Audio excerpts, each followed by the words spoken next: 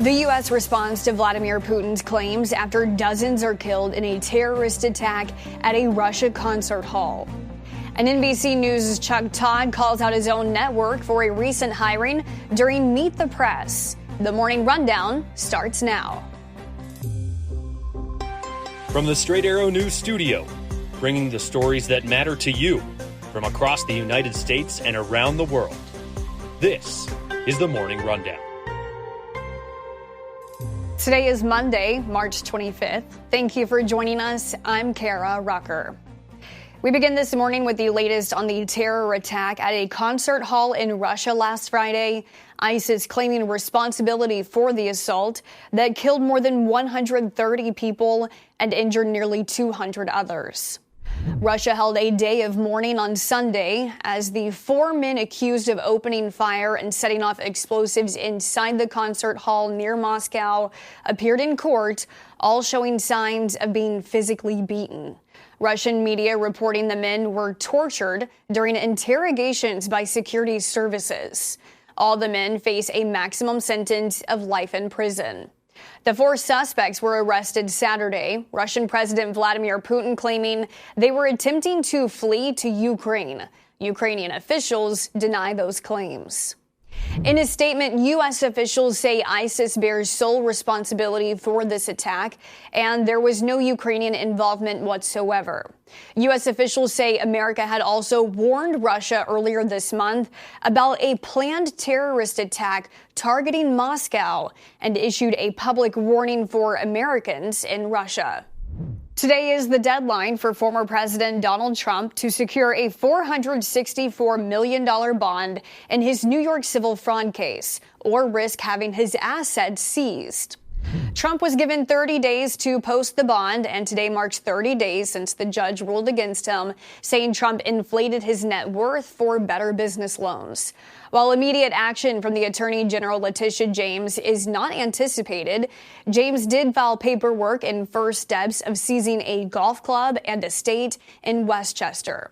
Most of Trump's assets are in real estate, and while Trump's legal team says they failed to secure bonds from more than 30 companies, last week Trump posted on Truth Social he has the money in cash to pay the bond. By New York state law, Trump would have to post the $464 million to continue his appeal of the judge's ruling. Vice President Kamala Harris is not ruling out consequences from the United States should Israel continue with its plans to expand its military operations into the city of Rafah as part of the ongoing war against Hamas. Harris spoke with ABC News, reaffirming the Biden administration's stance against a Rafah invasion. We have been clear in multiple conversations and in every way that any major military operation in Rafah would be a huge mistake. Let me tell you something. I have studied the maps. There's nowhere for those folks to go. The United Nations reports over 1 million people are living in the border city, with most having been displaced from other parts of the territory due to the conflict.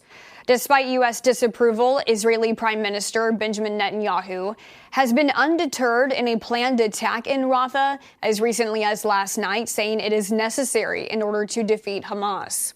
The Israeli defense minister and a separate Israeli delegation are visiting Washington this week to meet with top U.S. officials concerning the war in Gaza and plans for Rafah.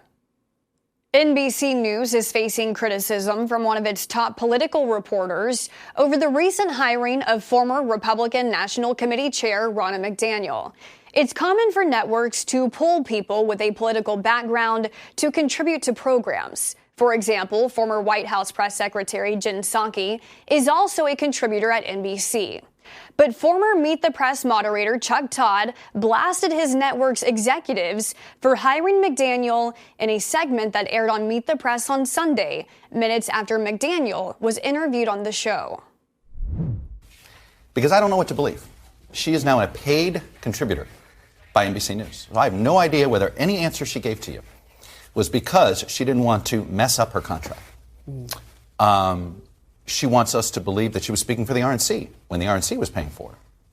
So she has she has credibility issues that she still has to deal with. Yeah. Is she speaking for herself, or is she speaking on behalf of who's paying her?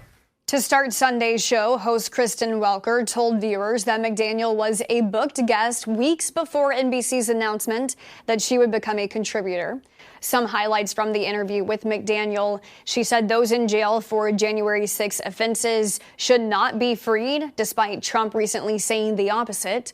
McDaniel also acknowledged President Biden legitimately won the 2020 presidential election, though she did say there were voting issues in that election. Some unanswered questions should be addressed today regarding a gambling scandal within Major League Baseball when Los Angeles Dodgers star Shohei Ohtani speaks to the media for the first time since his interpreter was fired last week. The interpreter was let go by the Dodgers after being accused of massive theft, allegedly stealing millions of dollars belonging to Ohtani in order to pay off gambling debts. The interpreter said Ohtani had nothing to do with the gambling accusations, and Ohtani has yet to speak publicly on his friend's firing.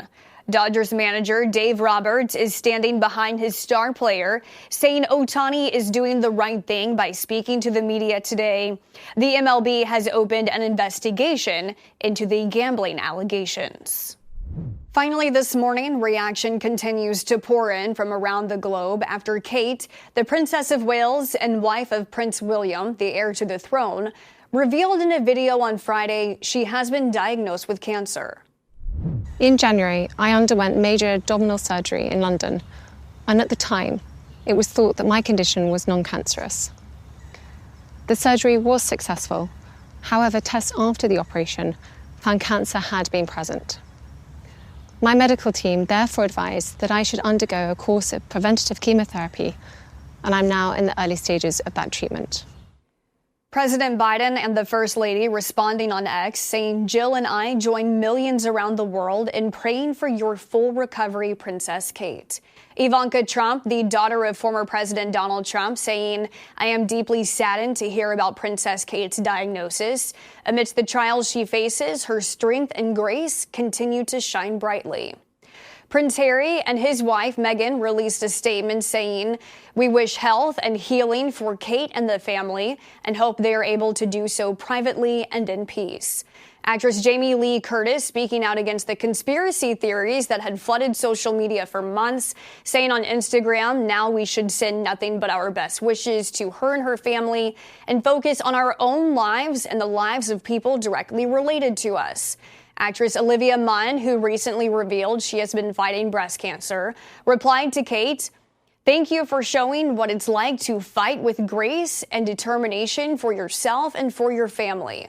Over the weekend, Kate and William released a statement saying they are touched by the kind messages they have received from around the world. These are your top stories for this Monday. Unbiased, straight facts. That's Straight Arrow News. We'll see you back here tomorrow. Until then, I'm Kara Rucker. Have a great day.